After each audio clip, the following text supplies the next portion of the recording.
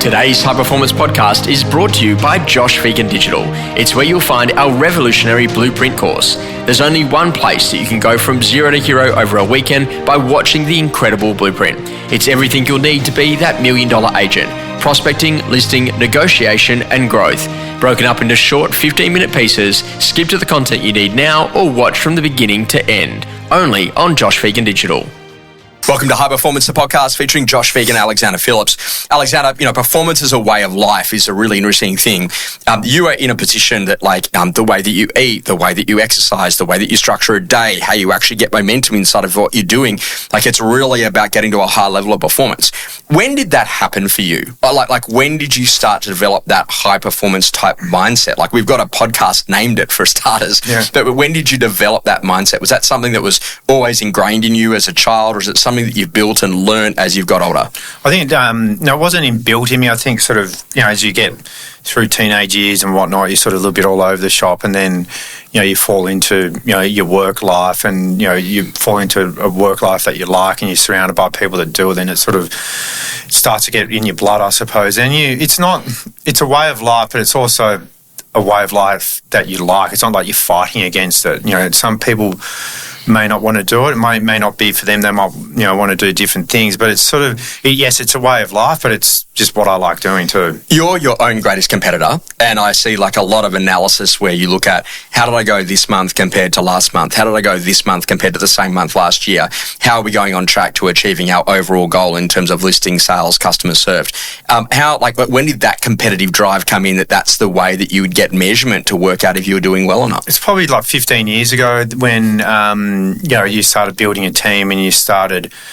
I've always had a lot of goals throughout the year, and I always have since 15 years ago reflected on that. And I think rather than looking at other people that because I think the problem is with a lot of agents, they look at other competitors, I think, and if they're doing way better than them, it sort of drags you down a lot.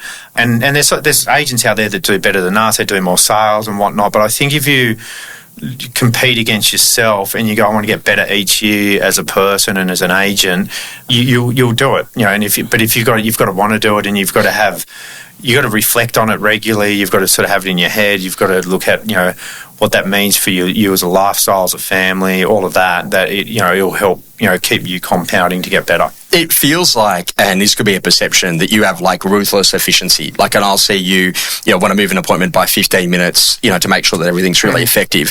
And it makes me think that is this the way that he runs his entire life on a Sunday, when he's not at work? And does he holiday at that level of intensity? Or does Alexander Phillips actually ever go home and have a siesta on a Sunday?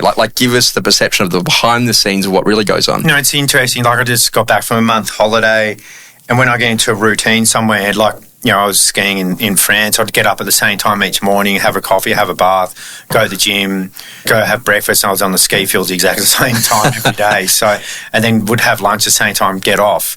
It's just, I sort of, look at that, and it's sort of, it doesn't control your life, but you get into a routine, and I like that, rather than going, okay, I'm going to go out till 12 o'clock at night and have a sleep in. And obviously there might be a few times that might happen, when you're away on holidays, but I think it's just sort of naturally happens also when I'm away. But, my phone's off. I don't take phone calls. When I was away, as it got towards the end of the holiday, doing a little bit more. But, as long as I do half an hour or an hour a day, checking in on the team and whatnot, if, as long as I'm, in the office, not on holidays, things, the minute you get back into the office, we're already at full capacity. We're not clearing out our emails from the last month, or just taking a few days to find our feet.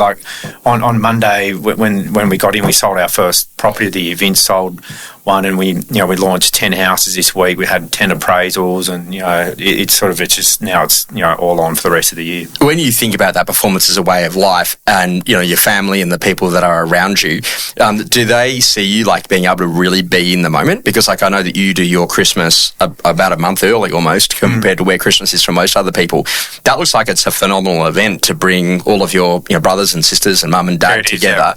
And is that done very deliberately because that you can be in the moment and people are less stressed and they're more able to be there together? It's also to make sure that everyone's there, because people start going away and whatnot, and then everyone can enjoy it. Yeah. And so when you start to think about that performance, though, like, it's unbelievable. Like, the level of consistency about a planned life is a better life than one where you're like, oh, I'll just see how today floats, and you actually then miss a whole heap of objectives that you really should be nailing.